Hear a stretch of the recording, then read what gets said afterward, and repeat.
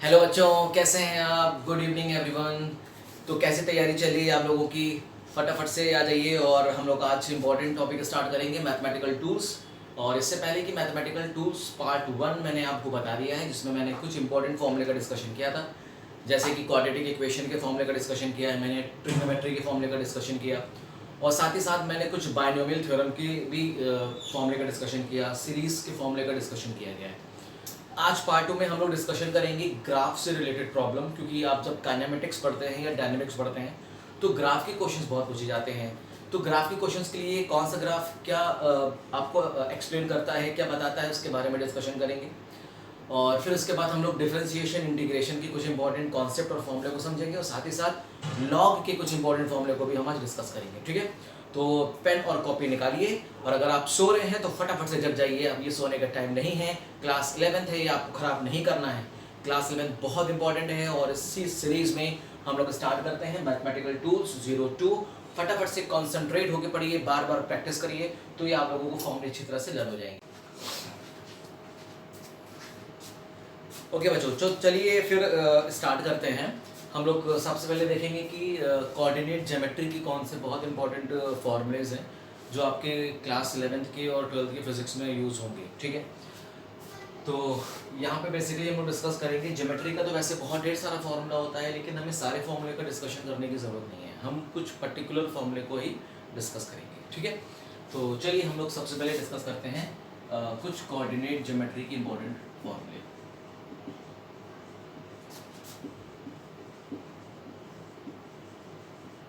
Coordinate geometry के important फॉर्मूले। ठीक है, तो कोऑर्डिनेट ज्योमेट्री के इंपॉर्टेंट फॉर्मूले को डिस्कस करने से पहले आपको ये पता होना चाहिए कार्टेशियन सिस्टम क्या है। कार्टेशियन सिस्टम, कार्टेशियन सिस्टम में जब हम किसी पार्टिकल की पोजीशन को एक्स वाई जेड एक्सिस के अलोंग एक्सप्लेन करते हैं या डिफाइन करते हैं, जैसे मान लीजिए कहा गया किसी पार्टिकल की पोजीशन एक्स वाई एक्सिस और जेड एक्सिस के अलोंग, अगर मान लीजिए इसका कोऑर्डिनेट एक्स वाई जेड है, तो वो उसका कार्टेशियन सिस्टम है। इसी तरह से एक और सिस्टम होता है जिसे बोलते हैं पोलर सिस्टम, उसके बारे में भी डिस्कशन करेंगे। मान लीजिए कोई पार्टिकल है, हमने एज्यूम कर लिया है ये हमारे पास एक्स एक्सिस, वाई एक्सिस और एक एक्सिस और हम मान लेते हैं, let it be z axis, हम एक और मान लेते हैं। ठीक है, x axis, y axis and z axis, और हम मान लेते हैं पार्टिकल हमारा स्पेस में है। लेट सपोज यहाँ पे पार्टिकल पड़ा है, मतलब यहाँ पड़ा है पार्टिकल। ठीक है, और क्योंकि स्पेस में हम पार्टिकल को ड्रॉ तो कर सकते नहीं है, तो इसलिए हम पार्टिकल को हम इस पे ड्रॉ कर रहे हैं। लेकिन आपको ये समझना पड़ेगा कि पार्टिकल स्पेस में रखा हुआ है, तभी वो एक्स एक्सिस में भी आगे बढ़ेगा, वाई एक्सिस में भी आगे बढ़ेगा और जेड एक्सिस में भी आगे बढ़ेगा। ठीक है, तो हम मान लेते हैं इस पार्टिकल को ए नाम दे देते हैं। ठीक है जी ना, और इस पार्टिकल का हम कोऑर्डिनेट मान लेते हैं x1, y1, z1। कोई कंफ्यूजन नहीं है, मतलब ये पार्टिकल x एक्सिस में x1 डिस्टेंस चल रहा है, ये पार्टिकल y एक्सिस में y1 डिस्टेंस चल रहा है, और ये पार्टिकल z एक्सिस में z1 डिस्टेंस चल रहा है। ठीक है, इसके बाद ये पार्टिकल कुछ देर के बाद कहाँ चला गया, इस पॉइंट बी पे चला गया, और इस पॉइंट बी के हम मान लेते हैं coordinate x2, x2, y2, z2। Clear है, तो पार्टिकल ए और बी के बीच के हमें डिस्टेंस कभी कभी पता चलना चाहिए, पता होना चाहिए हम इसकी डिस्टेंस कैसे निकालते हैं। तो डिस्टेंस निकालने का सबसे इंपॉर्टेंट फॉर्मूला है फ्रॉम ए टू बी। क्या फॉर्मूला है डिस्टेंस निकालने का? तो याद रखिएगा, डिस्टेंस, हम डिस्टेंस किसकी निकाल रहे हैं, ए से बी की डिस्टेंस निकाल रहे हैं। अब ये डिस्प्लेसमेंट का मैग्नीट्यूड है, डिस्प्लेसमेंट वेक्टर का मैग्नीट्यूड मतलब डिस्टेंस निकाल रहे हैं, मतलब हम स्मॉल डी से इसको डिफाइन करते हैं या इसको रिप्रेजेंट करते हैं।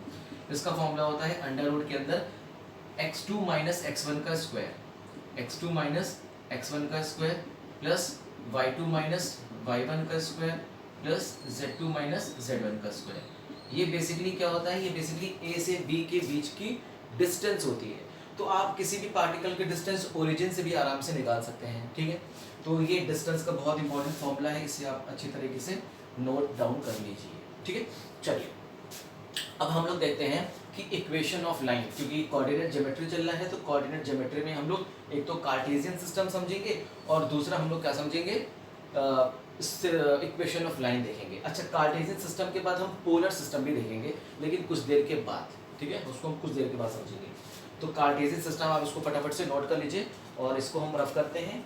ये फॉर्मूला बहुत इंपॉर्टेंट है, इसको आप जरूर से ध्यान रखिएगा, ठीक है। डिस्टेंस फ्रॉम ए से बी, किसी पार्टिकल की ए से बी डिस्टेंस निकालने के लिए इसका x2 कोऑर्डिनेट में से x1 कोऑर्डिनेट को माइनस कर दीजिए, y2 कोऑर्डिनेट में से y1 कोऑर्डिनेट को माइनस करके इसका स्क्वायर करिए, फिर z2 माइनस z1 करके स्क्वायर कर दीजिए, फिर इसका अंडर रूट ले लीजिएगा, तो आपको ए से बी की डिस्टेंस निकल जाएगी। चलिए आगे चलते हैं।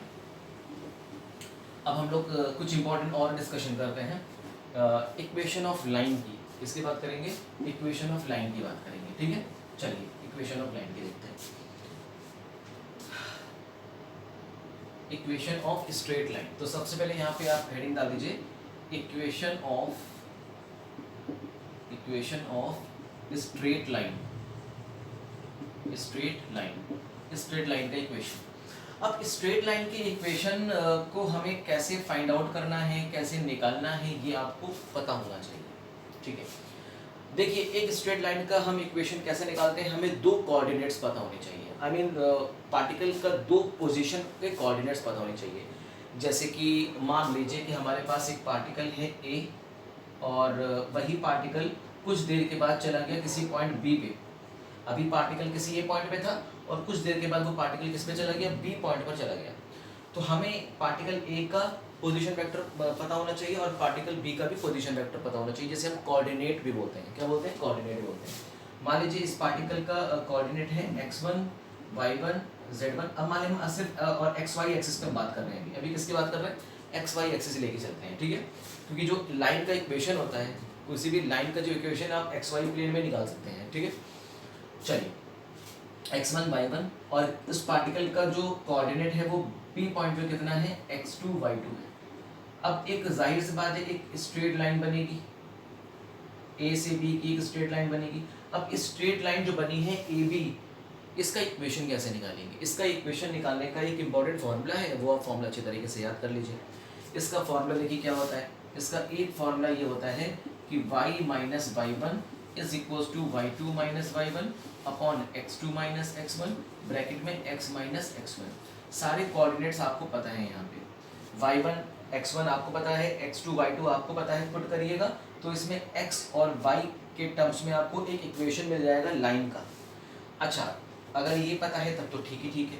इसके अलावा एक और होता है, इसे बोलते हैं स्लोप। क्या बोलते हैं? स्लोप बोलते हैं। So y minus y one is equal to m x minus x1 भी आप कर सकते हैं। यहाँ पे m क्या है? m बोलते हैं स्लोप ऑफ दिस लाइन, इस लाइन का स्लोप, ठीक है।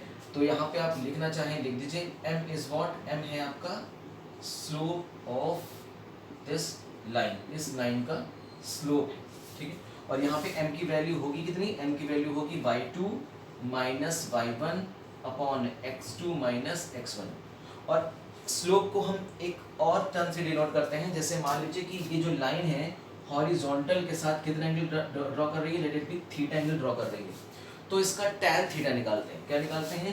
टैन थीटा निकालते हैं। तो वो भी किसके बराबर होता है? स्लोप के बराबर होता है। तो m बराबर क्या हो गया? Tan theta. किसको भी हम स्लोप बोलते हैं। तो स्लोप को आप m से भी डिनोट करते हैं, टैन थीटा से भी डिनोट करते हैं। इस बात का ध्यान रखिएगा, ठीक है।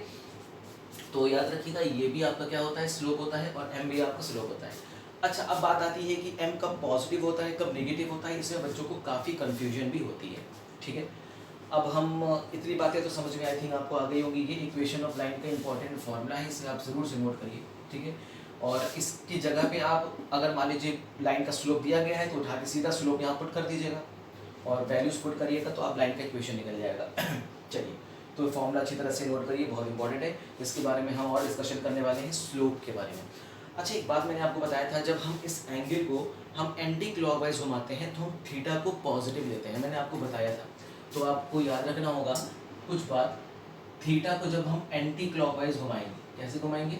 एंटी क्लॉकवाइज घुमाएंगे तो इसे हम कंसीडर करते हैं पॉजिटिव, और थीटा को जब हम क्लॉकवाइज घुमाएंगे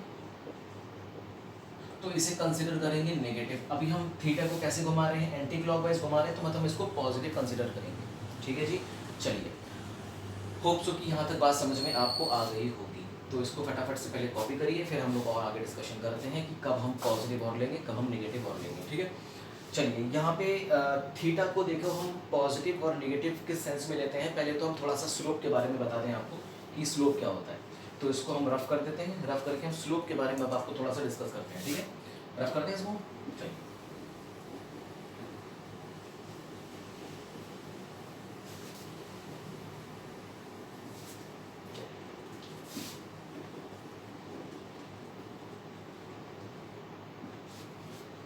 मान लेते हैं हमारे पास एक लाइन है और ये लाइन ये जा रही है, ठीक है।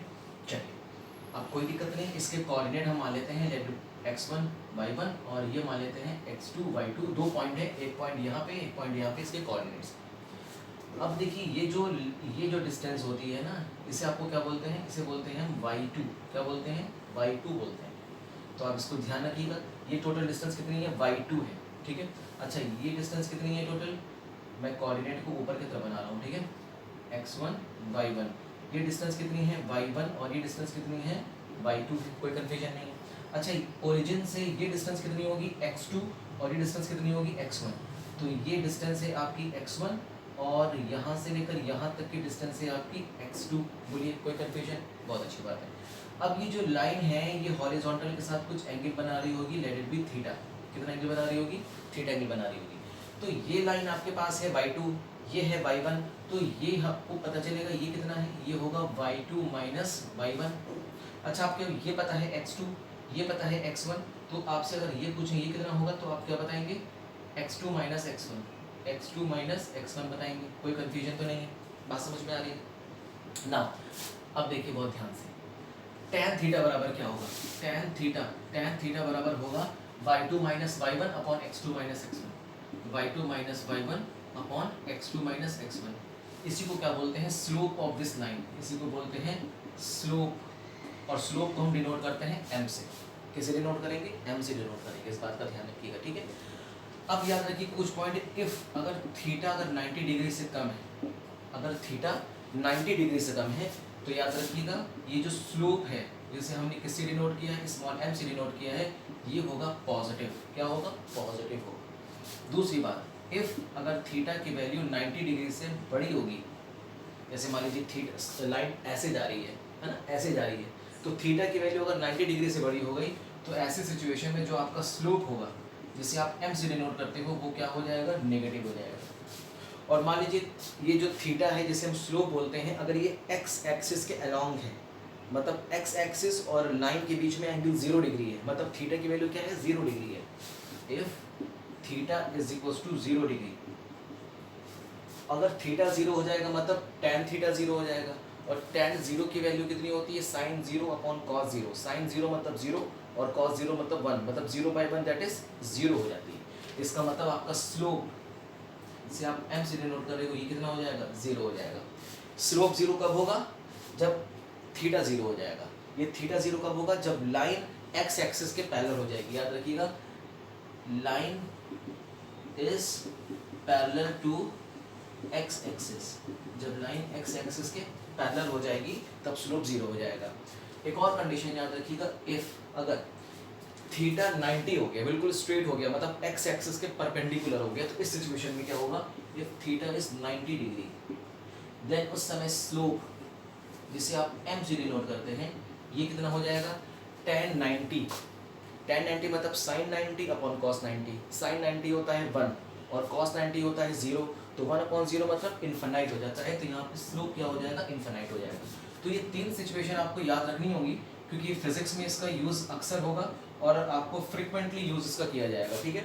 तो स्लोप को आप अच्छी तरह से याद रखिएगा, बट इस बात का ज़रूर ध्यान रखिएगा कि आप एंगल को किस तरफ से घुमा रहे हैं, एंटी क्लॉकवाइज घुमा रहे हैं या क्लॉकवाइज घुमा रहे हैं, ये सिचुएशन आपको याद होनी चाहिए, ठीक है जी। बात समझ आ रही है, कोई कंफ्यूजन नहीं है। तो यहाँ पे आप याद रखेंगे ये सारी सिचुएशन कब होगी, if theta is anti clockwise. जब हम थीटा को एंटी क्लॉकवाइज घुमाएंगे ये सारी सिचुएशन हो जाएगी, ठीक है। अभी मैं कुछ करके भी आपको दिखा दूंगा, आपको समझ में आ जाएगा। तो ये tan थीटा बराबर y2 minus y1 upon x2 minus x1 slope that is m। Easy है, समझ में आ गया। फटाफट से इसको कॉपी करिए तो फिर हम लोग आगे चलते हैं। इसको पॉज करके इसको अच्छी तरह से कॉपी कर लीजिएगा, आगे चलते हैं, ठीक है। चलो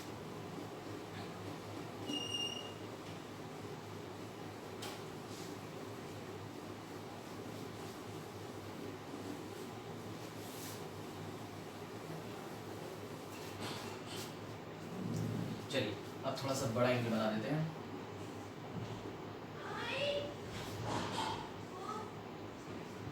एक्स एक्सिस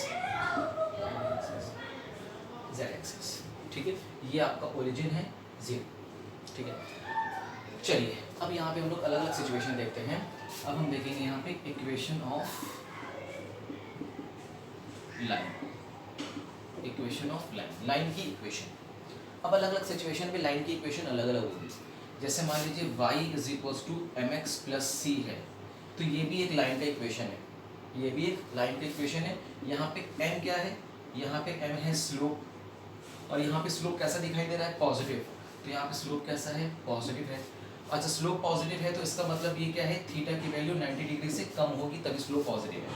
और यहाँ पे c क्या है, c को बोलते हैं intercept, intercept on y axis, y axis पे इंटरसेप्ट, क्योंकि यहाँ पे y है और यहाँ पे अगर x होता, यहाँ पे y होता और ये c लिखा होता, इसका मतलब क्या होता, इंटरसेप्ट ऑन x एक्सिस हो जाता। ठीक है, बात समझ आ रही है। तो इसका हम ग्राफ कैसे बनाएंगे, इसका ग्राफ ऐसे बनेगा कि आपका इंटरसेप्ट होगा c, और इंटरसेप्ट c कैसे दिखाई दे रहा है आपको, पॉजिटिव दिखाई दे रहा है। पॉजिटिव है इसका मतलब जब आप ऊपर की तरफ जाएंगे तो पॉजिटिव लेंगे, नीचे जाएंगे तो नेगेटिव लेंगे, x में आगे जाएंगे तो पॉजिटिव, पीछे जाएंगे तो नेगेटिव लेंगे। इस बात का ध्यान रखिएगा, ठीक है। तो यहाँ पे लाइन का इक्वेशन कैसे बनेगा, यहाँ पे लाइन का जो ग्राफ बनेगा वो ऐसे ग्राफ बनेगा, ठीक है। ये किसका ग्राफ है, ये y बराबर एम एक्स प्लस सी का ग्राफ होगा। क्यों y बराबर एम एक्स प्लस सी का ग्राफ है, क्योंकि ये है आपका इंटरसेप्ट c, और देखिए ये c पॉजिटिव है क्योंकि ओरिजिन से ऊपर इसलिए पॉजिटिव है।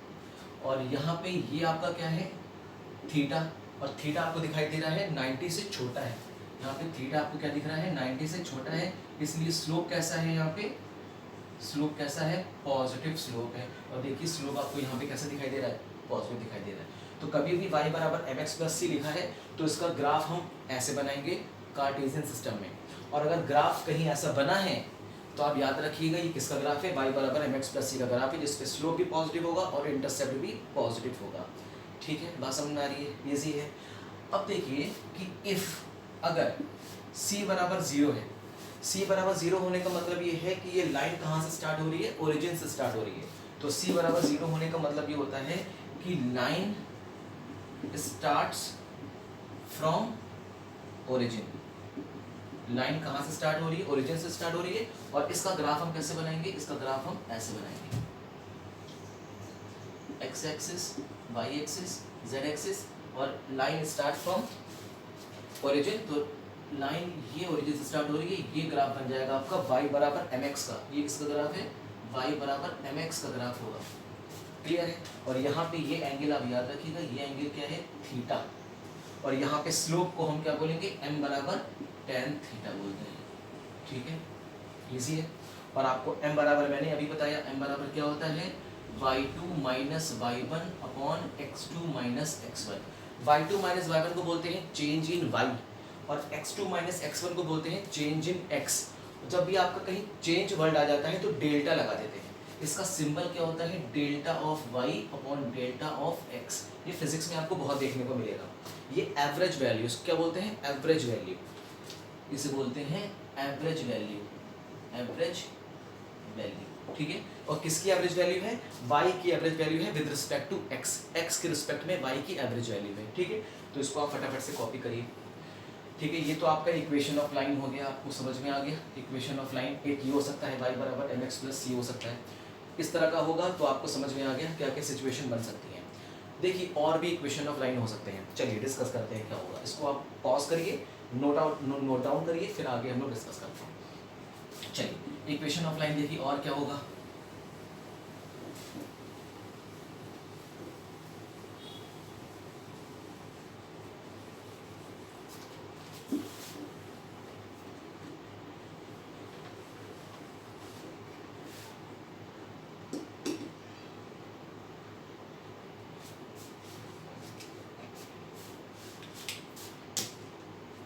ये आपका origin as it is origin रहेगा, ठीक है। अब देखिए लाइन के इक्वेशन और भी हम अलग तरीके से बना सकते हैं। जैसे मान लीजिए आपके पास एक ग्राफ ये बन रहा है, लाइक दिस, ये ग्राफ बन रहा है। अच्छा लाइन ऐसे भी हो सकती है और लाइन ऐसे भी जा सकती है, तो दोनों तरह से आपको समझाएंगे, ठीक है। मान लीजिए लाइन ऐसे जा रही है तो इसको आप आगे की तरफ से बढ़ा दीजिए, बढ़ा सकते हैं। अब बात आती है ये इसका इक्वेशन क्या होगा, बहुत आराम से समझेंगे। देखिए सबसे पहले ये कि आपका ये इंटरसेप्ट कितना है c, जो कि कैसा है, पॉजिटिव।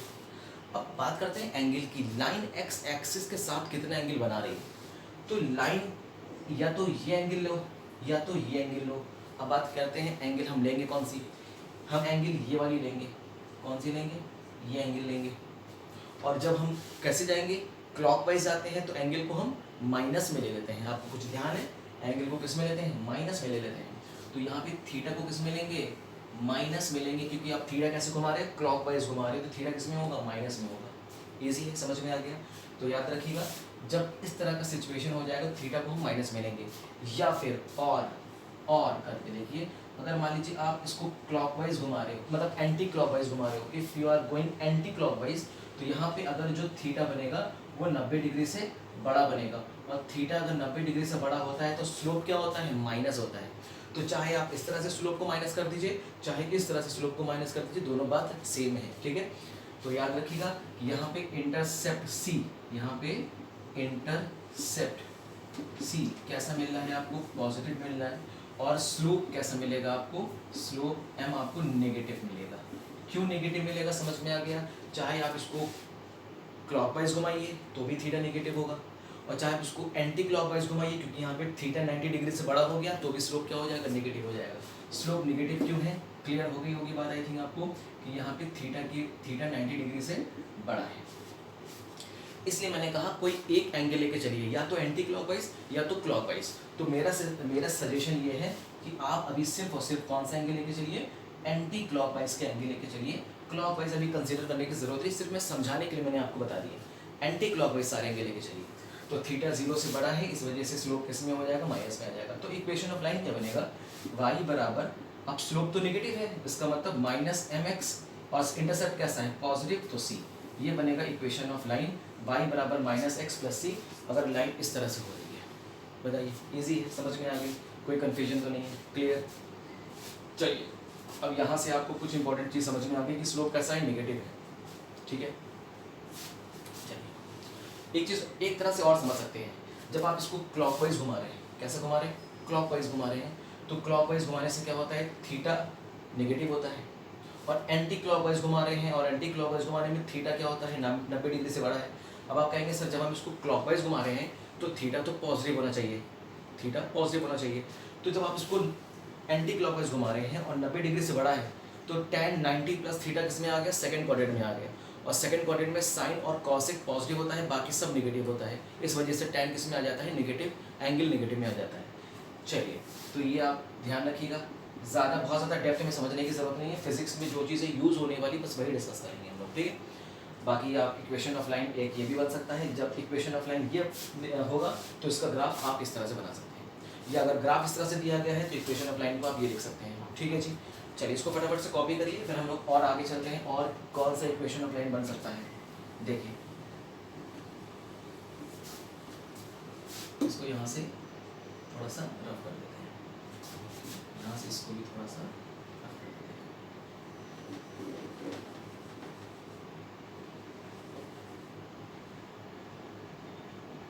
चलिए, कितनी बात समझ में आ गई, इसमें कोई कंफ्यूजन तो नहीं है, बताइए। अब देखिए, अच्छा एक और बन सकता है, अगर हम यहाँ से थोड़ा सा z एक्सिस हटा दें, क्योंकि z एक्सिस का मेरा कोई ऐसा काम तो है नहीं, तो z एक्सिस को हम यहाँ से हटा देते हैं। अच्छा, y एक्सिस को हम नीचे की तरफ ड्रॉ कर रहे हैं, और x एक्सिस को हम पीछे की तरफ ड्रॉ कर रहे हैं। ये आपका हो गया पॉजिटिव x एक्सिस, ये हो गया माइनस, ये हो गया पॉजिटिव y, ये हो गया माइनस y। अच्छा, लाइन आपकी ऐसी भी जा सकती है, लाइक दिस, आप देखिए लाइन आपकी ऐसी भी जा सकती है ना। अब अगर लाइन अगर इस तरह से जा रही है तो इसका इक्वेशन कैसे लिखेंगे, बहुत आसान।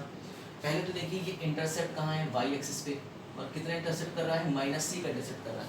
तो यहाँ से आपको इंटरसेप्ट c कैसा मिल रहा है, नेगेटिव। क्यों नेगेटिव मिल रहा है, क्योंकि ओरिजिन से नीचे की तरफ है।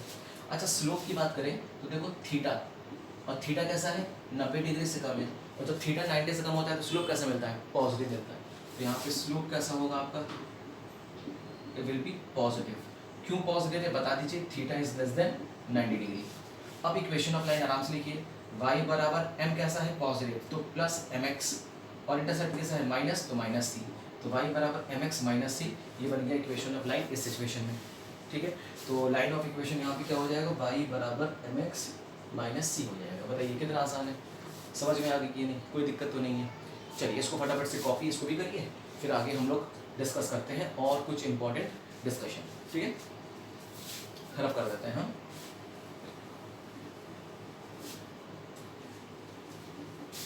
इक्वेशन ऑफ लाइन आपको काइनेमेटिक्स में बहुत देखने को मिलेगा। पूरे काइनेमेटिक्स में इक्वेशन ऑफ लाइन आपका अच्छी तरीके से है और इसमें काफ़ी न्यूमेरिकल्स वाले क्वेश्चंस भी आपको देखने को मिलेंगे, ठीक है। तो इसलिए इसका प्रैक्टिस बहुत अच्छे तरीके से करिएगा। चलिए जी, तो फिर हम लोग आगे बढ़ते हैं और आगे चलते हैं। इक्वेशन ऑफ लाइन में इतनी बातें समझ में आ गई। अच्छा, कुछ और इम्पोर्टेंट बातों का डिस्कशन करते हैं। जैसे मान लीजिए आपके पास दो लाइन है, मान लीजिए। अच्छा, एक तो बात समझ में आ गई कि अगर एक लाइन का इक्वेशन है तो इसका एक स्लोप तो ज़रूर होगा, है ना। तो मान लेते हैं हमारे पास एक लाइन है L1 और एक लाइन है L2। ये क्या है, एक लाइन है L1 और ये क्या है, एक लाइन है L2, ठीक है। अच्छा, अगर ये लाइन L1 है तो इसका कुछ ना कुछ स्लोप होगा। मान लेते हैं इसका स्लोप है M1 और इस लाइन L2 का स्लोप मान लेते हैं कितना है, M2 है। मान लेते हैं, जाहिर सी बात है स्लोप तो होगा लाइन का।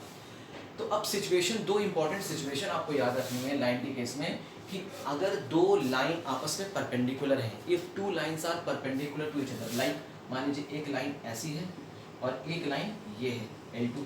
ये लाइन कौन सी है, L1 वाली, और ये लाइन कौन सी है, L2 वाली। अगर दो लाइन आपस में परपेंडिकुलर हैं, 90 डिग्री पर हैं, तो एक सिचुएशन है, याद रखिएगा, कि M1 multiply by M2 is equals to -1। याद रखिएगा, दोनों लाइन का स्लोप का product, the product of the slope of two lines is equals to -1। अगर एक लाइन का स्लोप आपको पता है तो आप दूसरे लाइन का स्लोप बहुत आसानी से निकाल सकते हैं। डेरिवेशन आपको दिखाई देगा, मैथमेटिक्स के टीचर आपको बताएंगे कोऑर्डिनेट ज्योमेट्री में, लेकिन यहाँ पे मैं आपको सिर्फ रिजल्ट बता रहा हूँ। एक रिजल्ट ये याद रखिएगा, दूसरा रिजल्ट याद रखिए कि अगर दो लाइन है और आपस में पैरेलल हैं, कैसे हैं, पैरेलल, तो यहाँ पे लिख लीजिएगा if L1 is perpendicular to L2। अगर L1 L2 के परपेंडिकुलर है तो ये केस याद रखिएगा। और if line L1 is parallel to line L2, अगर लाइन L1 लाइन L2 के आपस में पैरेलल है, जैसे कि मान लीजिए एक लाइन ये है L1 और एक लाइन ये है L2,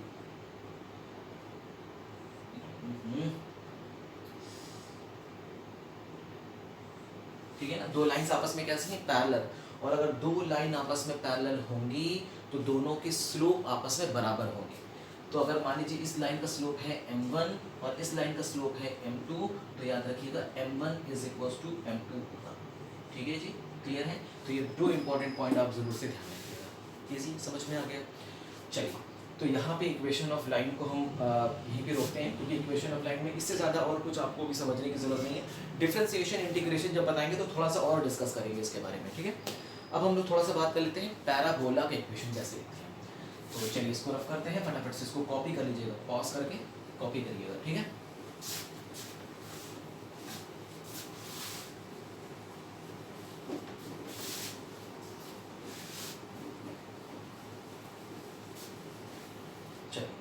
अब देखते हैं कुछ equation of parabola. Equation of parabola, आप लोग सोच रहे होंगे कि सर ये इक्वेशन ऑफ पैराबोला बताने की जरूरत क्या है, ये तो मैथमेटिक्स का टॉपिक है। हाँ, सही कह रहे हैं आप, मैथमेटिक्स का टॉपिक है, लेकिन इसको बताने की ज़रूरत इसलिए है क्योंकि आपको ग्राफ जब बनाएंगे ना, तो ग्राफ में आपको ये बहुत हेल्प करेगा। मैं आपको एग्जाम्पल के तौर पे भी समझाऊंगा अभी। तो यहाँ पे आप एक काम करिए, एक इस तरह से आप क्वाड्रेंट्स बना दीजिए 1 2 3 4। तो हम यहाँ पे पहला बनाएंगे पैराबोला का, यहाँ पे सेकंड ग्राफ बनाएंगे, यहाँ पे हम थर्ड ग्राफ बनाएंगे और यहाँ पे हम फोर्थ ग्राफ बनाएंगे। देखिए पहला ग्राफ बहुत इंपॉर्टेंट। मान लीजिए कि अगर आपका ये है एक्स एक्सिस और वाई एक्सिस, और ग्राफ आपको अगर मान लीजिए कुछ इस तरह से ग्राफ मिल रहा है, लाइक दिस। अगर कुछ इस तरह का ग्राफ आपको मिल रहा है, इस तरह का ग्राफ अगर आपको कहीं से मिल रहा है, तो इसमें पैराबोला का इक्वेशन क्या होता है, फटाफट से बताइए। अगर ग्राफ इस तरह से मिल रहा है तो पैराबोला का इक्वेशन होगा x इज इक्वल्स टू के बाई स्क्वायर। क्या हो जाएगा, x इज इक्वल्स टू के बाई स्क्वायर। यहाँ पे k क्या है, यहाँ पे k है एक कांस्टेंट, यहाँ पे k क्या होगा, एक कांस्टेंट होगा। इसका मैं एग्जांपल बताऊंगा आपको, ठीक है, याद रखिएगा ज़रूर।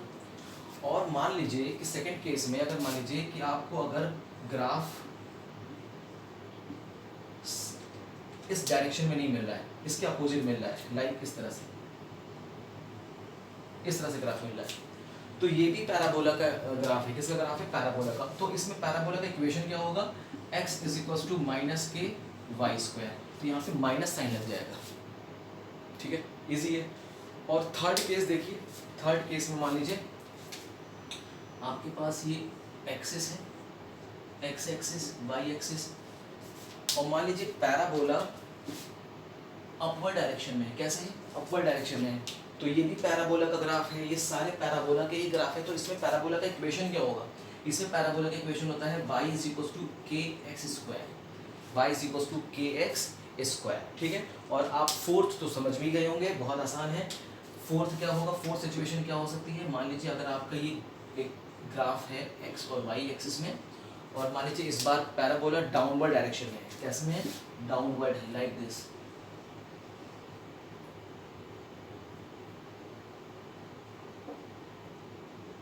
ये तो इसमें पैराबोला का इक्वेशन क्या होगा? इसमें पैराबोला का इक्वेशन होगा y = -kx²।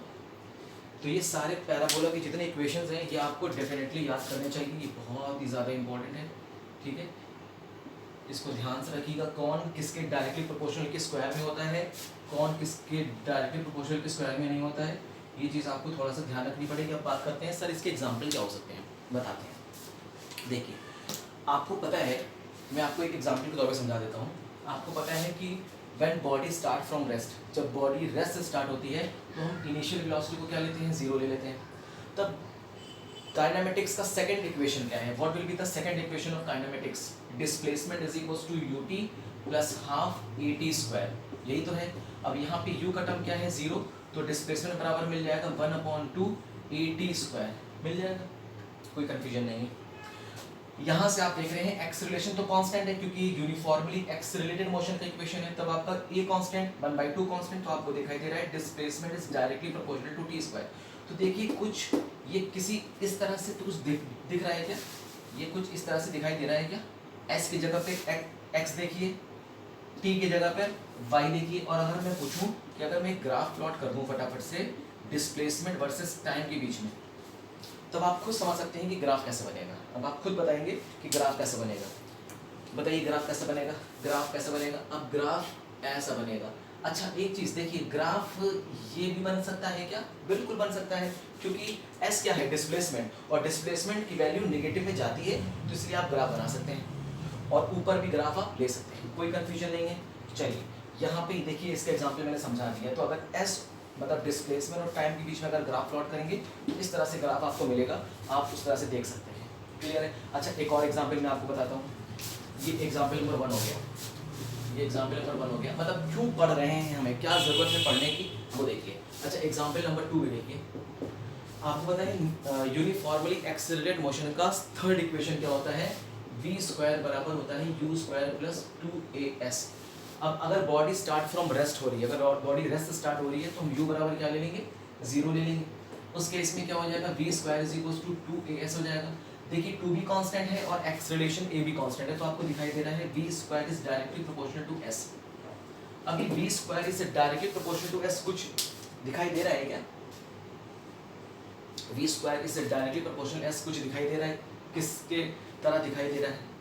अब आप कहेंगे सर ये किसी की तरह नहीं दिखाई दे रहा है, तो कोई दिक्कत वाली बात नहीं है, इसको आप चेंज कर सकते हैं। कैसे चेंज करेंगे? 1/2 को नीचे लेंगे तो हम कर सकते हैं, क्या कर सकते हैं? देखिए हम कर सकते हैं s = v²/2a, ये भी कर सकते हैं। और 2a क्या है? कांस्टेंट, तो हम कर सकते हैं s is directly proportional to v²। s क्या है? v² के डायरेक्टली प्रोपोर्शनल, ये भी कह सकते हैं। तो अगर s v² के डायरेक्टली प्रोपोर्शनल है तो ग्राफ कैसे बनेगा? v को लीजिएगा x एक्सिस में और ग्राफ इस तरह से बना दीजिएगा। आसान है, बहुत ईजी है। तो इस तरह से आपको ग्राफ प्लॉट किया जा सकता है पैराबोला का, ठीक है। और पैराबोला का सिचुएशन आप याद रखिएगा कि कौन कौन सी इक्वेशन किस किस सिचुएशन में बन सकती है, ठीक है। तो यहाँ पे पैराबोला का इतना थोड़ा सा आप ध्यान रखिए। इसके बाद हम लोग और आगे डिस्कस करते चलेंगे। जैसे जैसे हमारे पास फॉर्मूले आते जाएंगे, चैप्टर खत्म होगा, चैप्टर के बीच में फॉर्मूले आएंगे, तो हम इसका ग्राफ भी बनाएंगे कि किसका पैराबोला का ग्राफ बनता है, किसका हाइपरबोला का बनता है, किसका सर्किल का बनेगा, किसका स्ट्रेट लाइन का ग्राफ बनेगा, ठीक है। तो यहाँ पे आप फटाफट से पैराबोला के ये सारे इंपॉर्टेंट ग्राफ को आप नोट करिए। इसके बाद हम लोग आगे चलते हैं, इलिप्स की बात करते हैं और सर्किल की बात करते हैं, ठीक है। चलिए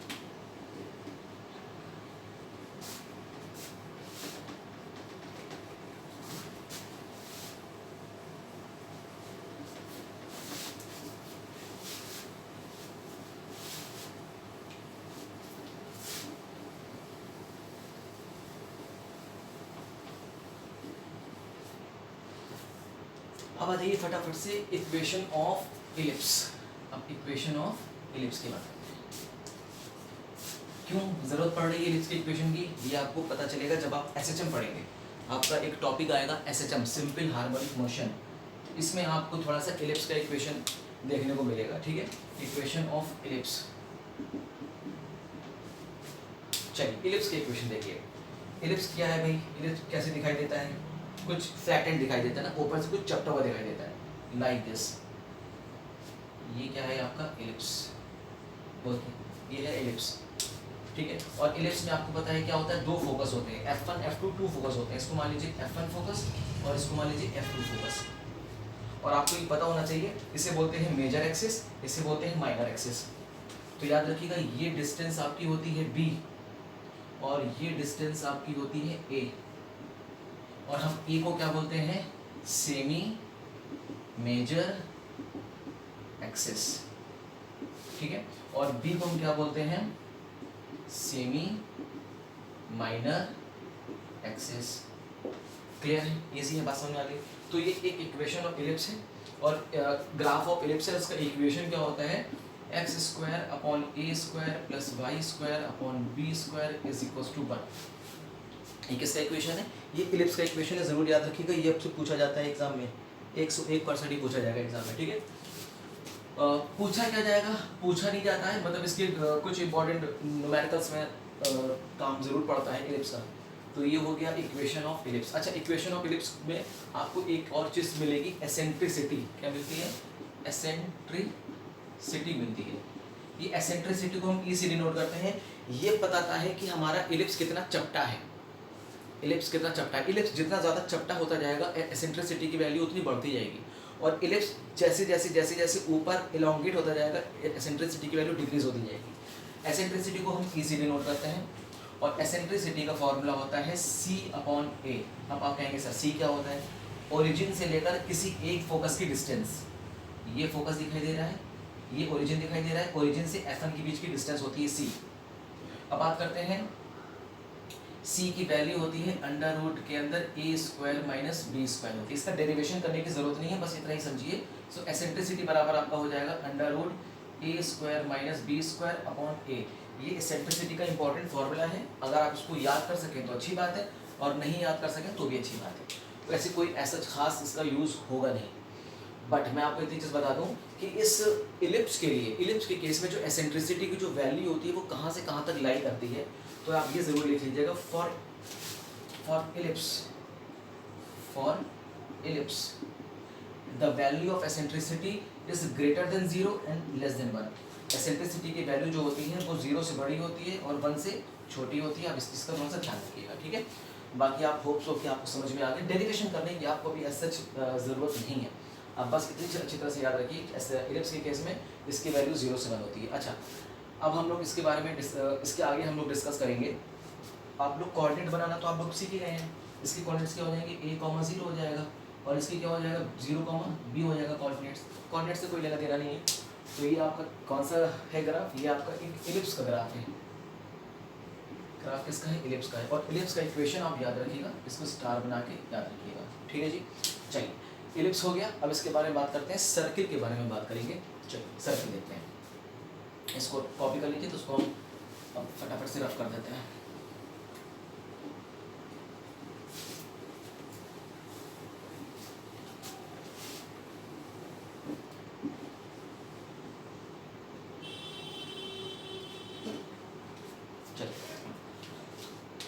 अब हम लोग यहाँ पे बात करेंगे equation of circle. Equation of circle का इक्वेशन हम लोग बताएंगे जब सर्किल का सेंटर कहाँ से पास करेगा, सेंटर से पास करेगा, ओरिजिन से पास करेगा। मान लीजिए आपका ये कार्टेशियन सिस्टम है, एक्स और वाई, और मान लीजिए एक सर्किल है, जो सर्किल का सेंटर इसके ओरिजिन से पास कर रहा है, मान लीजिए लाइक दिस, ऐसे पास कर रहा है।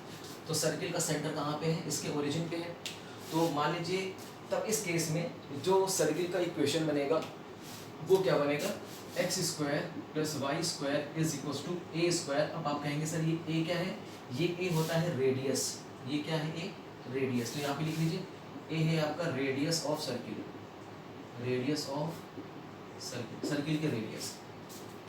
ठीक है, आसान है, समझ में आ गया, क्लियर हो रही है बात। तो आपने लाइन देखा, आपने इलिप्स देखा, आपने पैराबोला देखा, आपने सर्किल देखा।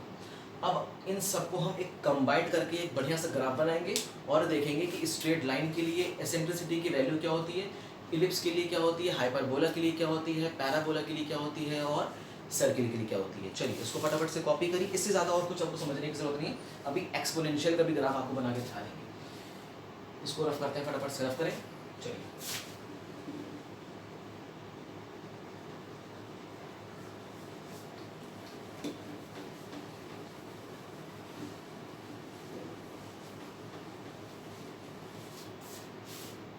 देखिए, बहुत ध्यान समझिएगा। ये है आपकी एक स्ट्रेट लाइन, ये क्या है आप, अच्छा अभी तो स्ट्रेट लाइन बन भी नहीं पाती, चलिए स्ट्रेट लाइन बनाना जिस, ये है आपकी स्ट्रेट लाइन। ठीक,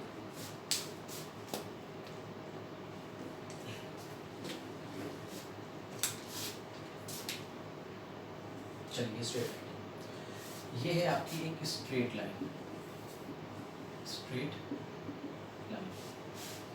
अब बात आती है पैराबोला, हाइपरबोला, इलिप्स। पैराबोला, ये है पैराबोला, ये क्या है आपका, बताइए कौन सा स्ट्रक्चर है, पैराबोला, हाइपरबोला, इलिप्स, किसका स्ट्रक्चर हो सकता है। और एक स्ट्रक्चर आपका कुछ बनता है इस तरह से, और एक स्ट्रक्चर आपका बनेगा ये, और एक स्ट्रक्चर आपका बनेगा ये। बोलो ठीक है। अब आप समझिए कौन क्या है, मैं बताता हूँ आपको। ये तो हो गया, आपको समझ में आ गया, ये एक स्ट्रेट लाइन है। ये जो आपको ग्राफ दिख रहा है, ये किसका ग्राफ है, ये है हाइपरबोला का ग्राफ, हाइपरबोला का ग्राफ। ये ग्राफ आपको दिखाई दे रहा है, ये किसका है, पैराबोला का ग्राफ। और ये जो ग्राफ आपको दिखाई दे रहा है, ये किसका ग्राफ है, इलिप्स का ग्राफ। और ये दिखाई दे रहा है सर्किल का ग्राफ। किसका ग्राफ ये है सर्किल का ग्राफ। ठीक है, समझ में आ गया। तो ये आपका हो गया हाइपरबोला, ये आपका हो गया पैराबोला, ये हो गया आपका इलिप्स, और अंदर हो गई सर्किल। एसेंट्रिसिटी की बात करते हैं। स्ट्रेट लाइन की जो एसेंट्रिसिटी होती है वो होती है इनफाइनाइट। कितनी होती है, इनफाइनाइट होती है। और जैसे जैसे जैसे जैसे हम मुड़ते जाते हैं, एसेंट्रिसिटी की वैल्यू स्ट्रेट लाइन से लेकर सर्किल की केस में जो एसेंट्रिसिटी होती है ये हो जाती है जीरो। कितनी होती है, जीरो। इसका मतलब जो एसेंट्रिसिटी होती है वो लाई कहाँ से कहाँ तक करती है, इनफाइनाइट से जीरो तक इसकी वैल्यू लाई करती है। तो आप ये लिख लीजिएगा, value of eccentricity, values of eccentricity is lies in between infinite to zero, infinite से जीरो के बीच में लाई करती है। अब बात करते हैं पैराबोला। पैराबोला के लिए जो एसेंट्रिसिटी होती है, पैराबोला के लिए एसेंट्रिसिटी बताइए, पैराबोला के लिए एसेंट्रिसिटी कितनी होगी। पैराबोला की केस की एसेंट्रिसिटी बहुत इंपॉर्टेंट है, ये आपसे पूछी जाती है। ये होती है, बताइए 1। कितनी होती है, 1 होती है। ठीक। और इलिप्स की जो एसेंट्रिसिटी होती है वो 0 और 1 के बीच में होती है, मतलब 1 से कम होती है। कैसे कम होती है, 1 से कम होती है ना। और 1 से, ये 1 से कम होगी, ये और कम होगी, ये 0 हो जाएगी, कम हो जाएगी, फिर मैक्सिमम 1 है। बट हाइपरबोला की जो एसेंट्रिसिटी होती है वो 1 से बड़ी होती है, और इलिप्स की जो एसेंट्रिसिटी होती है वो 1 से छोटी होती है, और सर्किल की एसेंट्रिसिटी 0 होती है। तो ये कुछ एसेंट्रिसिटीज याद रखिएगा। स्ट्रेट लाइन की एसेंट्रिसिटी इनफाइनाइट होती है, डेरिवेशन करने की जरूरत नहीं है। हाइपरबोला की एसेंट्रिसिटी 1 से बड़ी होगी, पैराबोला की एसेंट्रिसिटी 1 होगी, इलिप्स की एसेंट्रिसिटी 1 से छोटी होगी, और सर्किल की एसेंट्रिसिटी क्या हो जाती है, 0 हो जाती है, तभी वो सर्किल बन जाता है। ठीक है, तो ये कुछ इंपॉर्टेंट ग्राफ, इसको आप अच्छी तरह से नोट कर लीजिए। और इसी के सीरीज़ में मैं आपको एक ग्राफ और बता दूं, एक्सपोनेंट्स का ग्राफ। ये अगर आप इसको लर्न करना चाहें तो करिए, हालांकि इतना ज़्यादा ही कुछ इंपॉर्टेंट नहीं है, बट आपको थोड़ी सी जानकारी होनी चाहिए। एसेंट्रिसिटी की बेसिस पे हम बता सकते हैं कोई ग्राफ कैसा है। ठीक है, चलिए इसको रफ करते हैं।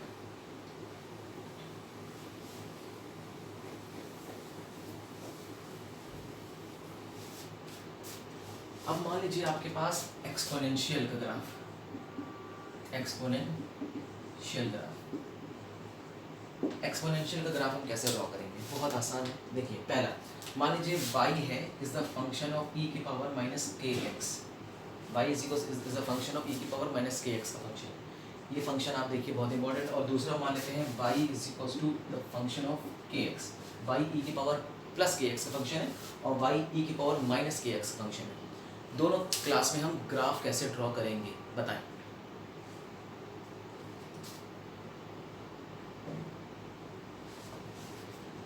तो याद रखिएगा जब हम e is equals to minus k x e की power minus k x graph बनाएंगे तो ये ग्राफ कैसा होता है, डिक्लाइन ग्राफ बनता है। इसका ग्राफ कैसे बनेगा, डिक्लाइन ग्राफ बनेगा। और ग्राफ बनता कैसा है ये आप थोड़ा सा समझ लीजिए, एक्स एक्सिस और ये वाई एक्सिस। ग्राफ कैसा बनेगा, ग्राफ कुछ इस तरह बनता है, ध्यान से ऐसा ग्राफ बनेगा, याद रखिएगा। ये किसका ग्राफ होगा, e की पावर माइनस के एक्स का ग्राफ ये बनेगा, डिक्लाइन ग्राफ बनता है, ठीक है, डिक्लाइन ग्राफ जाता है। अच्छा मान लीजिए अगर e की पावर प्लस के एक्स लिखा है तो उसका ग्राफ क्या होता है, राइजिंग ऑर्डर का ग्राफ होता है। ये डिक्लाइन ऑर्डर, वो राइजिंग ऑर्डर का ग्राफ होता है, राइजिंग ऑर्डर ग्राफ। और कैसा ग्राफ बनेगा ये भी समझ लीजिए। मान लीजिए आपका अगर एक्स एक्सिस है और वाई एक्सिस है और आपका है e की power y is equals to e की पावर के एक्स, तो y is equals to e की पावर के एक्स ग्राफ कुछ इस तरह बनेगा, ध्यान रखिएगा। ये किसका ग्राफ है, e की पावर के एक्स का ग्राफ होता है, ठीक है, समझ में आ गई। तो यहाँ पे ये किसका ग्राफ आपको अभी आपने देखा, ये एक्सपोनेंशियल या एक्सपोनेंट का ग्राफ आपने देखा।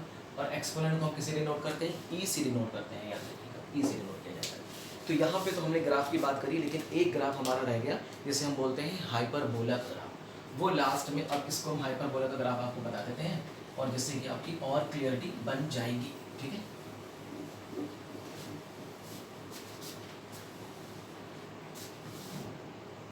अब बात करते हैं इक्वेशन ऑफ, इक्वेशन नहीं ग्राफ ऑफ, बोलिए ग्राफ ऑफ। हालांकि इक्वेशन आपको नहीं पढ़ना है, इक्वेशन पढ़ना हो तो इक्वेशन भी पढ़ सकते हैं। चलिए इक्वेशन भी बता देंगे, इक्वेशन ऑफ हाइपरबोला, हाइपरबोला।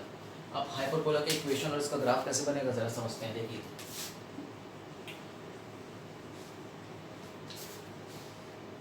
देखिए अगर मान लीजिए कहीं लिखा है x is inversely proportional to y, तो हम कह सकते हैं x y is equal to constant. क्या बोल सकते हैं, x y is equal to constant.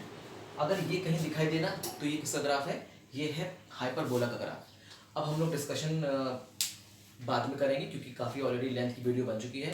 पढ़ाई करते रहिए, ऑल द वेरी बेस्ट। क्या कुछ